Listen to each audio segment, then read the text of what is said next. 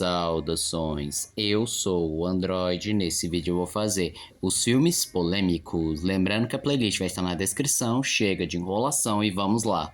O desaparecimento real em Pânico na Floresta. No sexto filme de Pânico na Floresta, um guarda local avisa os protagonistas para tomarem cuidado porque a cidade está sofrendo com uma onda de desaparecimentos em massa e é focado no mural. Só que o problema é que uma das fotos do mural é de uma pessoa que realmente desapareceu. No caso, aparece a foto de Stat Purcell, uma mulher que desapareceu no ano de 2013 e posteriormente teve seu corpo encontrado. E no ano de 2014, o genro de Sputzel estava vendo o filme e percebeu imediatamente a foto no mural. Ele contatou os outros familiares e a família entrou com um processo contra a Fox, alegando que a presença da imagem em um filme tão pornográfico e violento era degradante, e eles ainda temeram que as pessoas associassem a imagem com o filme, ou pior, achassem que eles venderam a imagem para um filme tão pornográfico e violento. A família venceu o processo e a Fox foi obrigada a recolher todas as cópias e reeditou a cena, excluindo a foto.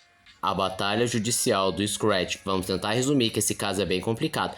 Tem uma artista chamada Eve Supersonic que acabou criando um personagem chamado Scratch, que era uma fusão de um esquilo com um rato, e ela tentou vender a ideia, fez propaganda em massa, mas quando saiu o primeiro Era do Gelo, ela simplesmente acusou a Fox e a Blue Sky de terem roubado a sua ideia, e durante 20 anos ela fez propaganda pesada, lutando pelos seus direitos e fazendo até vários movimentos ativistas que passavam do aceitável. Só que no ano de 2019 ela entrou em acordo com a Disney com o nome Scratch e ela pensou que não iria mais usar o personagem. Só que quando saiu As Aventuras de Scratch, ela ficou possessa de raiva e reiniciou seus ataques. Só que o que ela não sabia é que o nome Scratch que ela tinha e que estava resguardado pela lei era com SQ, enquanto que o Scratch da Disney é SC. O filme banido dos Flintstones. O filme em questão é Flintstones on the Rock, ou Os Flintstones e o Diamante, em que é uma visão bem mais cínica, realista, até adulto dos Flintstones, colocando o Fred tendo problema de relacionamento com a Vilma, e existem várias cenas não muito apropriadas, como por exemplo o Barney e o Fred usando uma espécie de tanga fio dental, ou a Vilma tentando seduzir o Fred usando uma espécie de lingerie,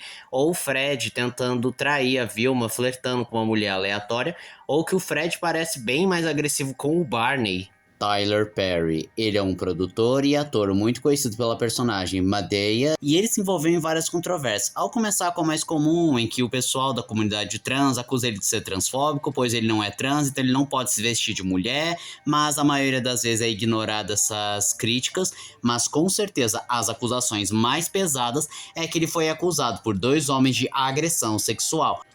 E eles alegam o mesmo modus operandi, como ele dando bebida para eles e assim se aproveitando, pegando na bunda deles, tendo vários toques inapropriados, promessas em trocas de favores, assédio em formato de ligações e mensagens constantes e com teor inapropriado, e até mesmo ameaças de cortar dos trabalhos caso não façam o que ele queira. E um caso que vale destaque é de uma das vítimas, chamado Derek, em que ele acabou bebendo demais na casa do Tyler e ele pediu para que dormisse no seu quarto de hóspede, só que quando ele guiou ele até o quarto de hóspede, o Tyler removeu a calça do homem e tentou investir contra ele, e por pouco ele não foi abusado porque ele alegou que estava com fome e se caso não alimentasse, ele não faria absolutamente nada.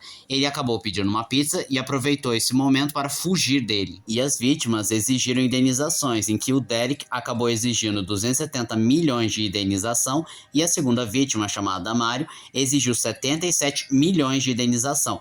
Os advogados do próprio Tyler alegaram que eles apenas estão tentando extorquir e remover dinheiro do produtor, enquanto que alguns acreditam que esses fatos são verdadeiros. E o que torna as coisas mais chocantes é que no passado, Tyler foi vítima de abuso sexual, o que se tornou um tanto bizarro ele replicar o que os abusadores fizeram.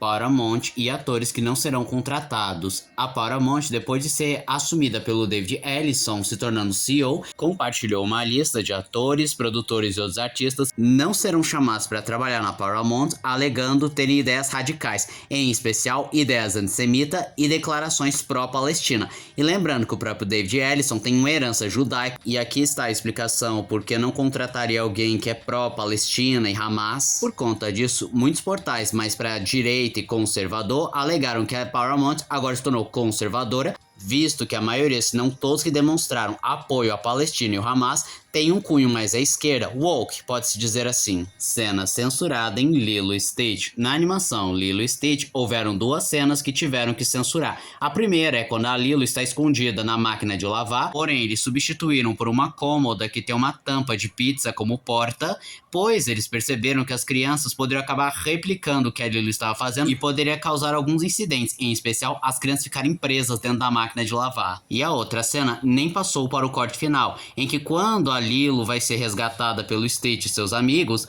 acaba que eles sequestram um avião e passam pela cidade. Porém, o filme saiu muito perto dos atentados de 11 de setembro, e para não associar o incidente que estava muito fresco na época, eles substituíram pela nave do Jumba e em vez de passarem pela cidade, eles passam pela ilha.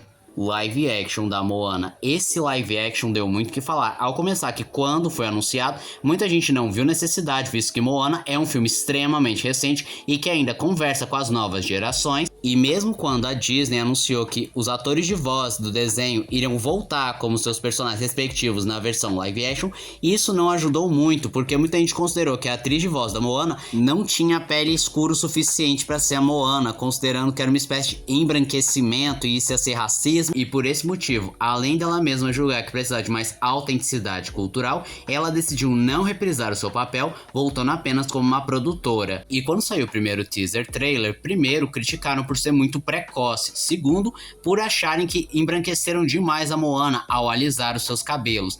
As pessoas criticaram por ter pouco Dwayne Johnson no trailer, ou o fato que o live action parecia bem mais CGI do que algo real. Também surgiu uma notícia que a Disney inicialmente queria clonar o Dwayne Johnson com IA, e isso acabou abrindo vários debates sobre a ética no uso dos efeitos especiais e a autenticidade. A Condessa de Monte Cristo. Não, você não ouviu errado. Foi anunciado que vai ter uma versão feminista de O Conde de Monte Cristo, em que em vez de acompanhados Edmond Dantès, acompanharemos a sua amada Mercedes em busca de vingança pelo seu amado, que foi preso e morto.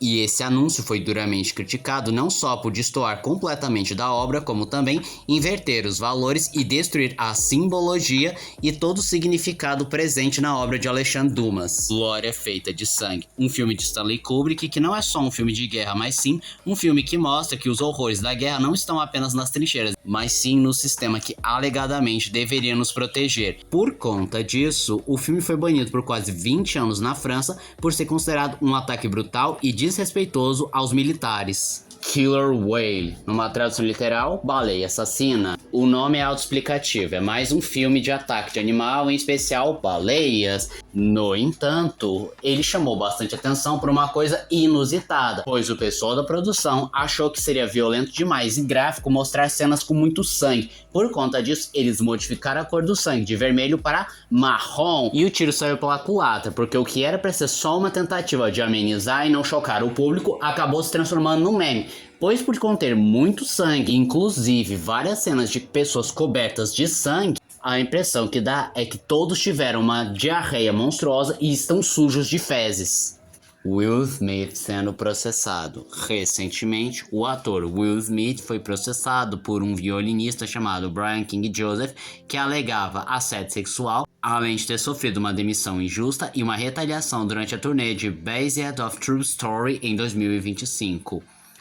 Joseph afirma que Smith o contratou em novembro de 2024 para o show e convidou para a turnê mundial, criando uma conexão especial que preparou o terreno para exploração sexual. Em março de 25, em Las Vegas, Joseph relatou um incidente traumático. Sua bolsa com a chave do quarto de hotel sumiu, e ele temia que Will havia roubado a sua chave para invadir e ter relações forçadas com ele. Após reclamar com a equipe de Will Smith, ele foi demitido e humilhado. Por conta disso, no dia 30 de dezembro de 2025, Brian moveu uma ação no Tribunal Superior da Califórnia, citando danos como transtorno de estresse pós-traumático e pedindo indenização pelo júri. Smith negou tudo como falso e imprudente, mas por hora nós não temos o resultado do inquérito.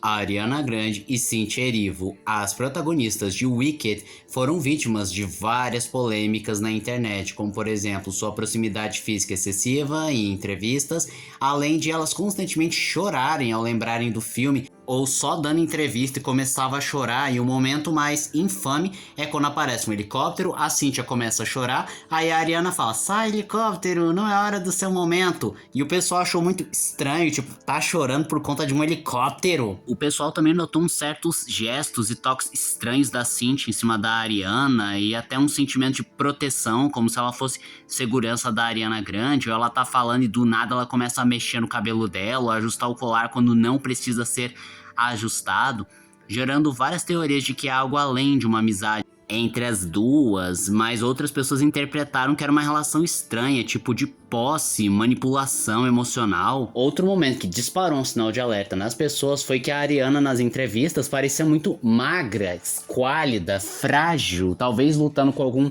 transtorno alimentar ou pressão do estúdio. E recentemente, no Globo de Ouro de 2026, a Ariana apareceu saudável e normal sem a Cynthia por perto, o que os fãs viram como prova de que a Cynthia a deixava frágil e delicada, e alimentou de novo a narrativa de que a Cynthia era manipuladora, estava sugando a energia vital da Ariana. E também houveram gente que foram mais longe, dizendo que, mais uma vez, é a maldição do Mágico de Oz recaindo sobre seus atores. E esse foi o vídeo de hoje. Se você gostou do vídeo, se inscreva no canal, compartilhe o vídeo, comente, dá seu like. Também não esqueçam de ativar as notificações, chave de like caso gostem dos meus vídeos. E se aparecer a opção hypar, hype o vídeo, isso me ajuda bastante. E se você puder, vire membro, ajude o canal. Então eu sou o Android e digo tchau.